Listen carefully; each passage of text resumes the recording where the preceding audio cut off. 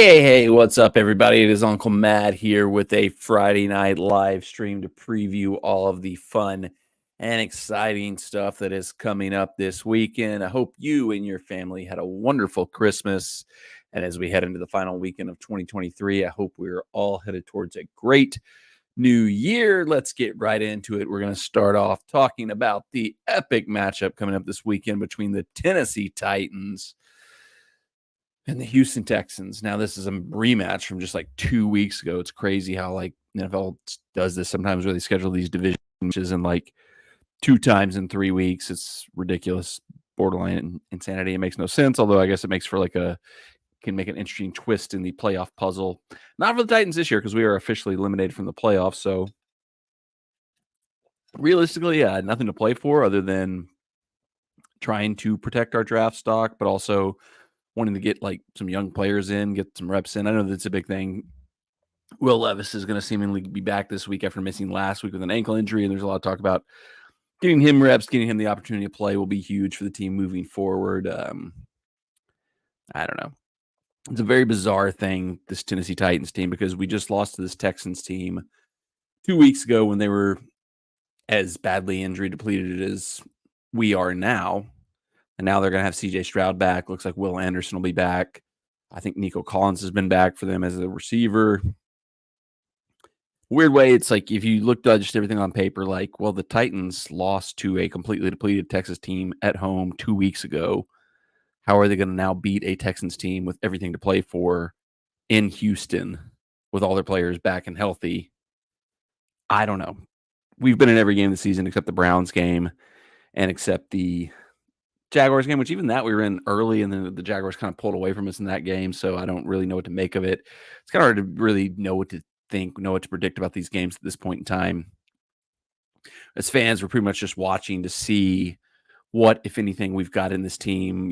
Will Levis obviously is the big key point, but, there's other players we're looking at to see, are they going to be a part of the team moving forward? Do we have pieces to build on? What are we going to be doing going forward? I'm not one of those people who can ever root for the team to lose. Obviously, you would want the team, to a certain degree to lose to improve your draft position, but I don't have it in me to be that type of person. Like I want the team to win every single game, even if we're completely out of it. But it's hard to see a way where we win this game when we couldn't even win what should have been the easier game 2 weeks ago against the Texans. But the Titans have made a habit out of winning games they shouldn't win. So I look back to the Monday Night Football game a couple of weeks ago against the Dolphins, like somehow beat a team that is now this Sunday going to be playing the Ravens essentially for the top seed in the AFC East. We went into their place and beat them and pulled off a miracle comeback in the last 2 minutes that like nobody's done in like 300 attempts or something crazy like that. I don't know. I'll be watching just because I'm a fan. Got to watch my team. Got to see what we got going on. Going to be rooting for us to win, but hard to see us doing anything there. I still have a couple futures that are out there that I'm riding on the Texans. I've got them to make the playoffs. I've got them to win the AFC South. I think that's a long shot at this point in time just because unless the Jaguars lose out, the Jaguars have all the tiebreakers against the Colts and the Texans. So the Jaguars basically have to lose out for the Texans to have a shot to win the division. But now Trevor Lawrence is out injured, so that's a possibility.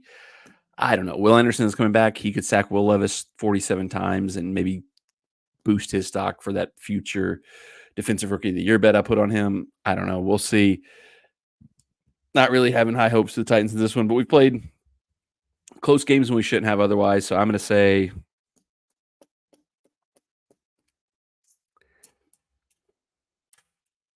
I don't know. There's a part of me that wants to say like the Texans just blow it out, like 31-17 Texans. But I'm also like, can CJ Stroud really hit the ground running coming off what seemed like to be, to have missed 2-3 weeks? It had to have been like a pretty substantial concussion. That's not something you just bounce back and hit your stride with. I mean, look at Tua last year, very similar situation. I'm going to just go, I'll say 24-17 Texans. It's hard to pick the Titans right now. I want them to win. I certainly do want them to win. We're just looking at all the details, looking at all the situation, looking at what the Texans have to play for versus what the Titans have to play for. It's hard to see a situation where the Titans get a win there. Will Levis, how affected is he still going to be coming off his high ankle sprain? I don't know. It's going to be a weird game. It's definitely going to be a weird game. I know hearing from the national pundits, it's one of the games that not many people are looking forward to. Although to me, it's interesting because I mean, like it's the Titans looking to play spoiler, Texans looking to fight away and find a way to get into the playoffs. Out of all the AFC South teams, weirdly, I don't know why. I don't know why it feels this way. I don't know if it's because they're just like I've never been as I don't know. I can't put my finger on it, but for whatever reason, the Texans to me are the team I least mind being successful out of our division. Like I hate the Jaguars. I don't ever want to see them succeed. The Colts could be folded as a franchise for all I care, but for whatever reason, the Texans want to beat them. Want to always win when we play them, but like they don't bother me as much when they're successful as like some of the other teams in the league. I don't know. Whatever. Not much else to say about the game. I mean, it is just at this point in the season, there's not much to say at all, except, let's see what we got and hope we got some stuff to build on for next year. Quick update on the power rankings here, updated starting with number 1. I've got the Ravens at the top after their decimation of the 49ers, but I only dropped the 49ers to 2 because that just seems like such an anomaly for them to lose a game in that fashion. They're still so confident, so good. You'd expect that. I wouldn't be surprised at all if that's a Super Bowl rematch. Eagles, I've gotten 3rd still, but just because I've seen so much good stuff out of the Eagles, like, and maybe this is just still like lingering from last year, but I can't drop them too far, even though they've been on kind of like a struggle bus the last like 3 or 4 or 5, 6 weeks, something like that. I got Browns at 4, and this is where things get interesting to me because I am very, very, very close to putting a future bet on the Browns to win the Super Bowl. I'm sure the odds are like crazy enough to where if I put like $1, $2 down, I'd get a pretty good win on it. So I might as well do it anyway. But like, I've been saying it for a few weeks, maybe dating back even to when we played them, the Titans played them. Their defense is just eerily similar to the 2000 Ravens defense that just single-handedly won a Super Bowl with the offense having to do nothing. And now that they've brought in Joe Flacco, looking what he's done, like he's thrown for like 300 yards, like 3 out of 4 games he started. So he's like even doing better than what Trent Dilfer did during that Ravens season. So it's like, if the defense can keep it up, if Joe Flacco can just do enough to keep them going, they're one to watch. I might have to lock in a future bet on Cleveland winning Super Bowl. I saw an interesting, I think it was on Part of My Take, they were talking about a crazy, wild, early future that might just be fun to put in just because of the history of the two franchises, would be to put a exact Super Bowl matchup future on Detroit to play Cleveland in the Super Bowl. It's possible. I mean, both teams, have certainly risen up this season. That might be an interesting one just to throw a little money on just for the fun of it and see what happens. But yeah, the Browns are looking dangerous. We got Cowboys 5, Dolphins 6. I should flip-flop that, but it is what it is. Bills 7, Lions 8, Chiefs 9, Packers 10, Bengals 11, Rams 12, Seahawks 13, 14, Broncos 15, Jags 16. Broncos are about to crater just because they're doing this weird thing where they're benching Russell Wilson to save some money because they know they're going to cut him in the offseason anyway. So that's the most tank thing I've ever seen an NFL team do, so they're about to crater. Jags, I've got it 16, Texans 17, Steelers 18, Vikings 19, Colts 20, Raiders 21, Titans 22, Giants 23, Falcons 24, Saints 25, Bears 26, Commanders 27, Cardinals 28, Jets 29, Chargers 30, Panthers 31, Patriots 32. That's the power rankings. Let's go to DraftKings. Let's look at the lineup for this weekend. Let's go game by game, make our picks for the full NFL slate. I think I actually did okay last week. I don't remember. I don't have my full score. I think it was like 8-3 or something good. It was actually like it was a decent week in terms of that. So we'll go through here. We got Lions, Cowboys. The play here is the over, just because, I mean, neither one of these teams plays any defense and both have explosive offenses. Although it is a very high over. It's 52, but I'd take it anyway. But Lions plus 5.5. I don't know. If you're thinking the Lions are about to make a run, maybe do something here, I'd take Lions plus 5.5. It's at Dallas. Dallas is very good at home.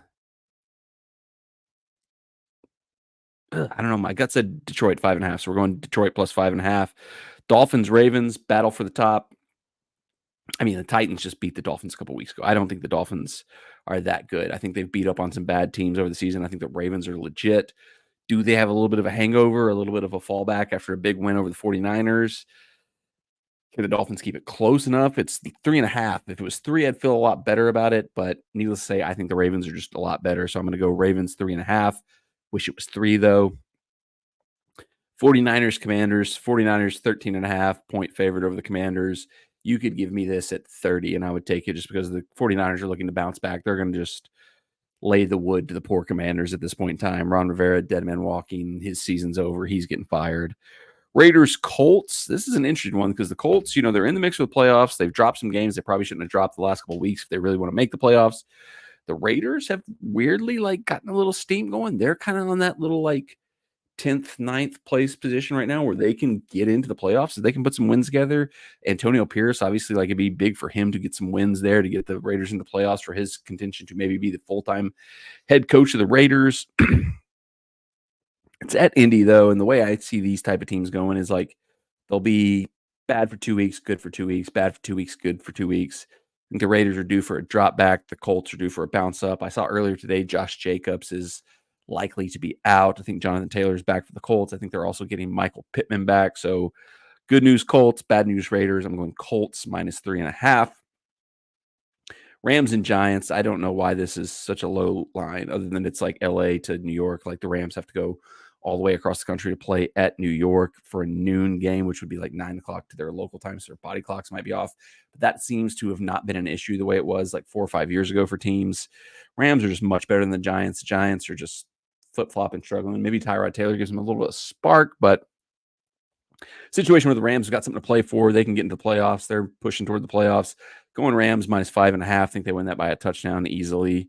Patriots, Bills. Bills are riding high. Bills are people are liking the Bills the last couple of weeks. They've put a couple of decent wins together, but against teams that we don't really know if those teams are actually good or not. Patriots have already beat the Bills once this season. 14 is a huge number. Patriots have seemed to come unglued, but then they beat the Steelers last week. So it's a tough one just because it's such a huge spread, but I think the Bills are going to unload it here. I think they're going to go for everything they've got to try to keep their momentum going, try to heat up, get as hot as they can go into the playoffs. I'll take Bills minus 14. Titans, Texans, already said I think this is at least 24-17 Texans. So we go Texans minus 4. Cardinals, Eagles minus 12. Give me the Eagles minus 12 all day long. The Cardinals at this point in time, they should be packing it in because season's over for them. There's nothing to play for. Eagles really need to get some momentum going to get back to what they should have been season. Bucks Saints, this is borderline an AFC South championship game. I think the Falcons are still slightly in the mix as well, but if the Bucks win this, they would basically, I think, almost pretty much clinch the AFC or NFC South. Saints have to win to stay alive, I believe. At Tampa Bay, I've been on Tampa all season long. I've been saying I think they're better than people give them the credit for. That I think Baker, this was his renaissance season. It's been, he hasn't been a, MVP or anything crazy like that, but he's reproven everybody why he was a special player, a player people liked, why he took Cleveland, the worst franchise in the league, into a playoff game and won a playoff game. So I got to keep riding with the Bucks. Bucks minus 2.5, and the Saints, they're so bad. Falcons, Bears. Bears 2.5-point favorite. I don't know what's going on here. If they're just down on the Falcons and kind of up on the Bears. It's Justin Fields is doing the same thing he did last season where he makes a late season push where it's oh man, well, he sucked all season long, but he's kind of playing good these last couple games. Maybe we should keep him. Maybe we shouldn't draft Caleb Williams with one of our 2 top 5 picks we're going to have in the draft next year. But the Falcons also seemed like they just shocked everybody last week, but I don't know. I feel like it's a lot easier for a team like the Falcons to get up against a tougher opponent than the Bears. I feel like this is a letdown spot where you're just oh, it's just the Bears. Both teams, and they're just oh, it's just the Falcons. I don't know why, but I guess I'll go Bears minus 2.5 there. I like getting them under 3, but I don't necessarily like that at all. I would never bet that in a million years if I wasn't giving out picks. Jags, Panthers. Jags are still 4-point favorites, even though Trevor Lawrence is out. I don't even know who their backup is. Is it CJ Beathard still? Panthers have looked like they're starting to put some things together the last couple of weeks. Bryce Young starting to look a little bit more like a competent NFL quarterback.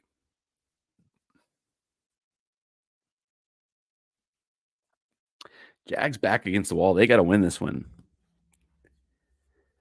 But can they do it? Man. I really want to take Panthers right here. But I think the Panthers are so bad. I got to take the Jags. I got to think they've got to find a way to win that game. Steelers, Seahawks. Seahawks, 3.5-point favorites. Steelers plus 3.5 at Seattle. Saw Seahawks last week. They had to fight and struggle to barely beat the Titans, who were terrible.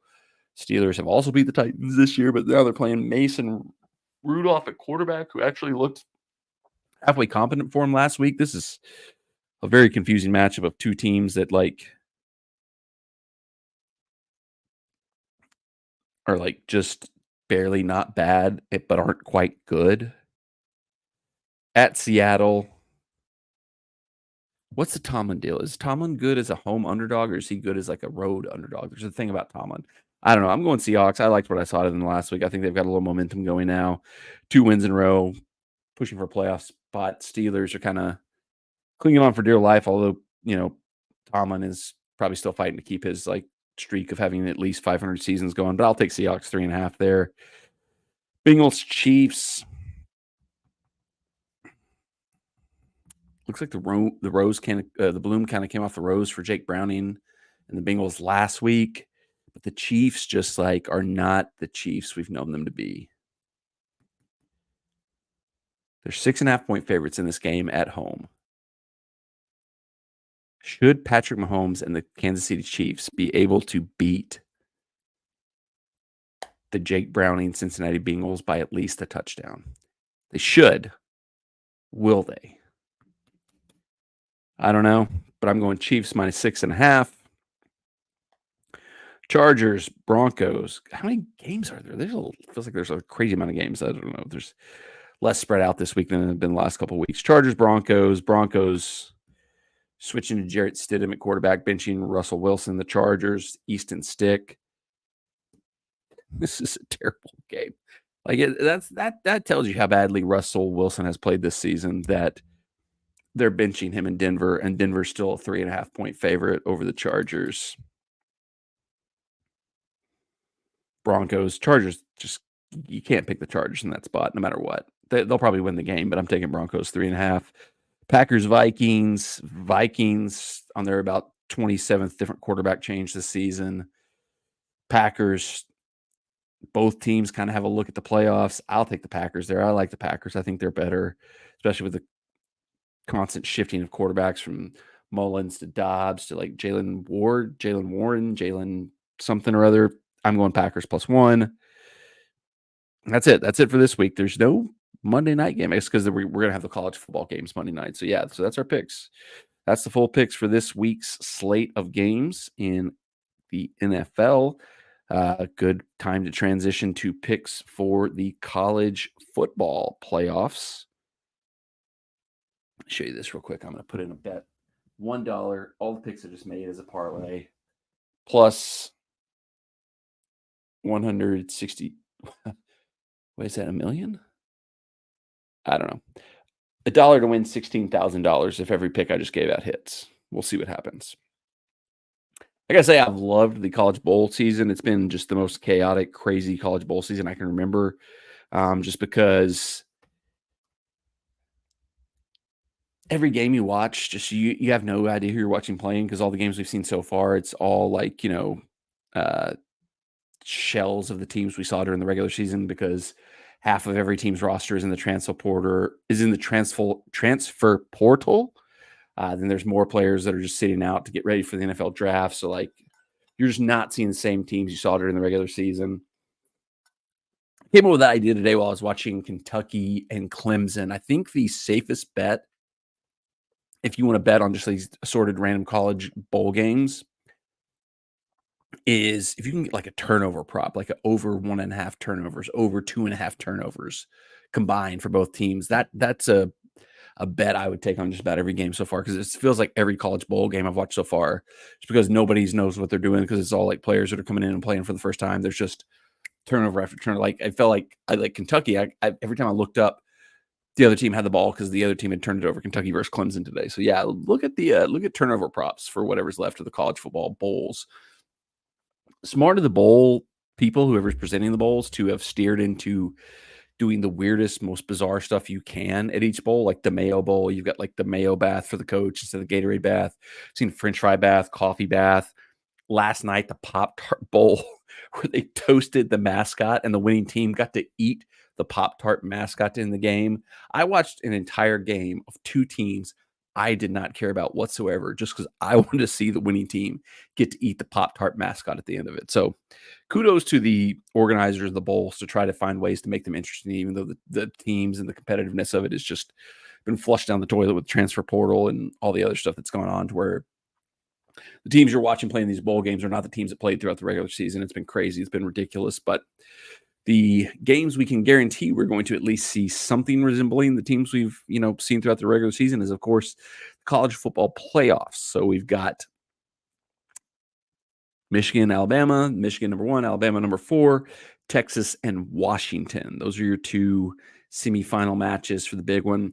I got to shout out my guy, Alan Bell, huge local, mainstream, big time gambling guy. I try to follow all his picks as most I can. I think the smartest thing I saw for him for approaching the college football playoffs was basically he said, if you think there's, a guaranteed chance Texas beats Washington, you can bet exact future bets where you can take Alabama to beat Texas, and you can also take Michigan to beat Texas, and you're guaranteed to make a profit because those are huge plus money bets. So you can take both of those. If Washington beats Texas, it kind of throws everything into the chaos and breaks both of those. But I do like both of those bets, and I've taken both of those bets, just because I ride with Alan Bell. But yeah, because I do think Texas probably beats Washington. But I mean, the crazy thing about Washington is, I think people have been expecting them to lose and fall out of this race for a while now. Everybody thought Oregon was going to beat them in the Pac-12, Pac-10, whatever it's called, championship game, and they won. There's a weird storyline deal of this is the Pac-12's last dance. Can Washington end the Pac-12 era by winning the national championship? I don't think so. It's Texas -4.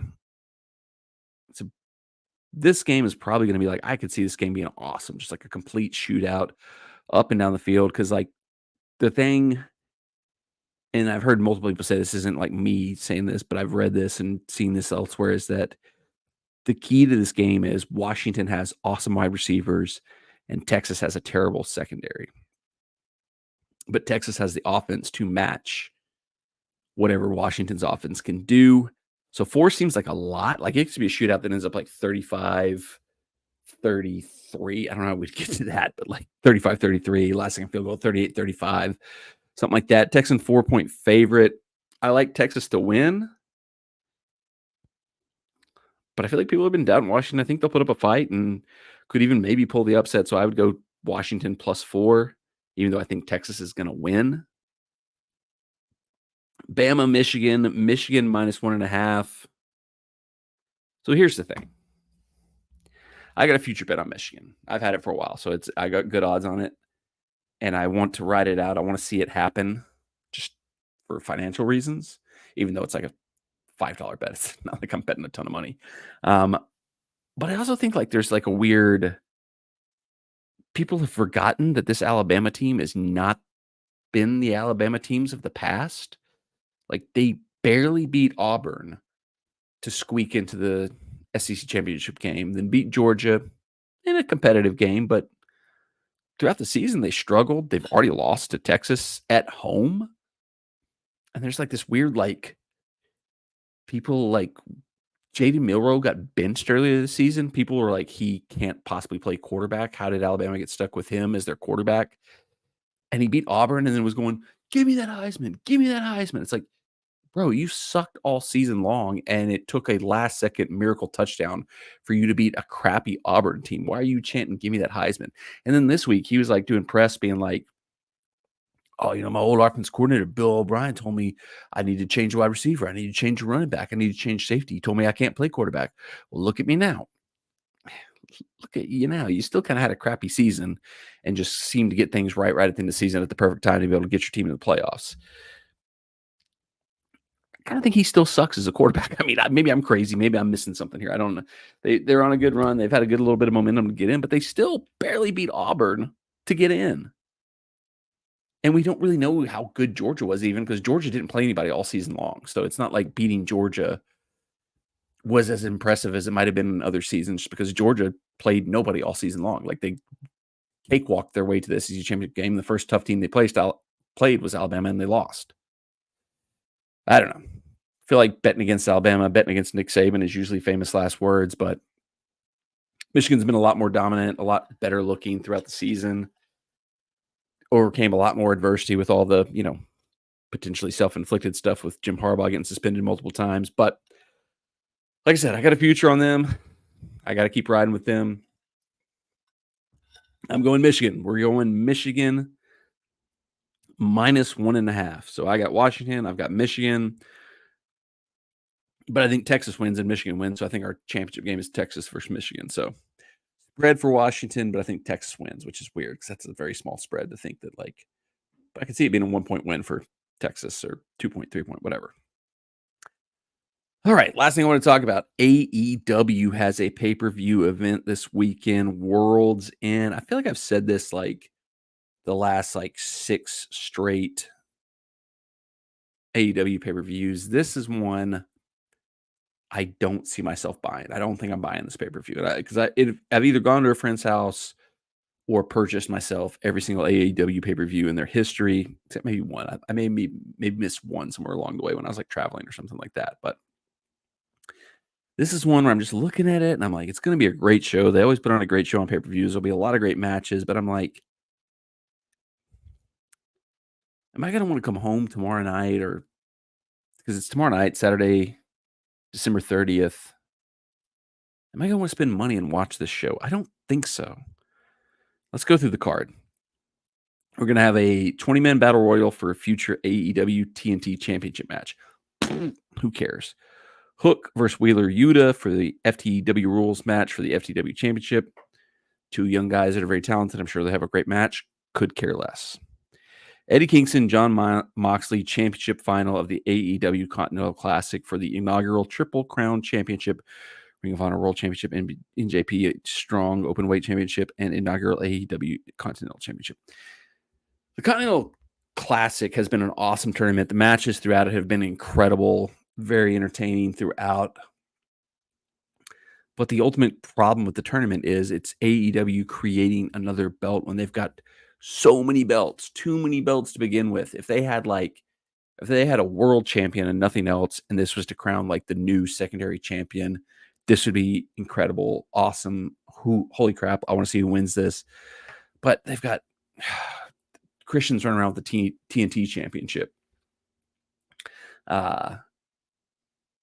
Orange Cassidy's running around with the international championship, and now you're going to have the winner of this with the Triple Crown championship, and which includes a new Continental. So what's the difference between the Continental and the? It's just they've got too many belts, and also the Ring of Honor crap being in there too. All the Ring of Honor belts waters everything down, makes everything stupid. But Eddie Kingston versus John Moxley as a match on itself, there's no way it's not going to be an awesome match. Has to be Eddie Kingston winning, though, because, the whole build is that he put his original titles on the line to create the Triple Crown. He's the guy they're trying to build up. John Moxley's a made man. He doesn't need to win this. Give it to Kingston. Let him win. Let him have his biggest crown achievement ever. It's his whole big storyline has been the All Japan old Triple Crown they used to have in All Japan was his lifelong dream. Let him live his lifelong dream. Win this here. Julia Hart versus Abaddon. AEW TBS Championship. Who cares? Timeless Tony Storm versus Riho. Singles match for the AEW Women's World Championship. The Timeless Tony Storm character is awesome. Her versus Riho. Could not care less. Ricky Starks, Big Bill, Don Callis family, Takashita, and Powerhouse Hobbs against Chris Jericho, Sammy Guevara, Sting, and Darby Allin. Who cares? This was supposed to be Jericho and Omega going for the tag titles against Ricky Starks and Big Bill, but Omega's out with that diverticulitis, so they turned it into a house show 4-man match. Who cares? Don't care. Don't care. Christian Cage versus Adam Copeland, no DQ match for the AEW TNT Championship. These guys literally just wrestled 2 weeks ago on Dynamite, had a great match. It was fun. Whatever. Not interested in seeing them wrestle again at this point. Swerve Strickland versus Keith Lee. This should have happened 6 months ago. Don't care that they're wrestling now. Miro versus Andrade. Don't care. They're probably both on their way back to WWE in the next year or so. Random 8-man tag match, another house show match put together with the people that didn't make it to the finals of the Continental Classic. Claudio, Bryan, Danielson, Briscoe, Daniel Garcia, Brody King, Jay White, Jay Lethal, Rush. They'll put on a good show. They'll work really well. Who cares? MJF or Samoa Joe. Really, this is the only draw of the pay-per-view. Don't think MJF is losing the title to Samoa Joe.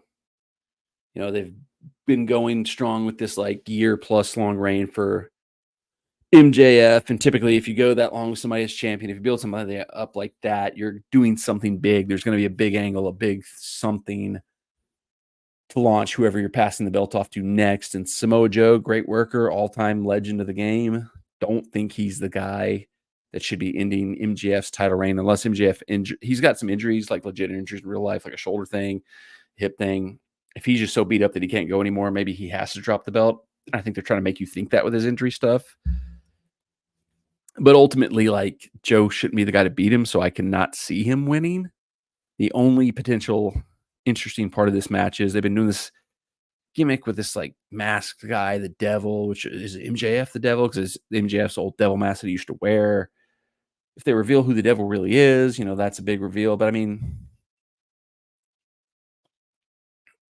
they might not even do it. And even if they do reveal who the devil is that worth $60? Is that worth paying $60 to find out who the devil is when they'll probably just tweet it out 2 minutes after it happens? I don't think so. I've said this before, and I've ended up buying or ended up going to a friend's house to watch it, but I think this is the AEW pay-per-view where I kind of, tap out. I'm still a fan. I've enjoyed what they're doing. Like I said, the Continental Classic tournament's been great. The matches have been really good throughout, but this card, this pay-per-view, this lineup is not enticing me to open up the wallet and pay $60 to see it. So we'll see what happens. But yeah, that's all I've got for this one. Kind of a quick live stream. We got through a lot. What are we going? 32 minutes. Man, I kind of blew through stuff tonight. Yeah, no point in going on then. All right. Have a good weekend. Happy New Year. If you don't check in with the channel until then, while we're on the subject of wrestling, I went and saw the Iron Claw. I did a review here on the channel. You can go back and watch that if you haven't done so already. I thought it was a good movie. I would recommend everybody go see it. See my full review on the previous vlog. Wrapping up the new year. I think we've officially, Sunday is New Year's Eve. Monday will be January 1st. We are officially going to complete the year of daily vlogs with a new piece of content being launched every single day. We did miss one day along the way, but then I uploaded 2 pieces of content the next day to try to catch up because I had it uploaded, but I didn't publish it because I fell asleep. So we almost technically maybe did it, but just short technically off the bit a bit. I don't know. But wrapping it up, I'll have some stuff coming up next week talking about where the channel goes from here. So make sure you stay tuned for that. Subscribe with the bell turned on for notifications so you see those updates and any and all future updates we have around the channel. Appreciate you all watching and being a part of what we're doing here. Happy holidays. Happy New Year.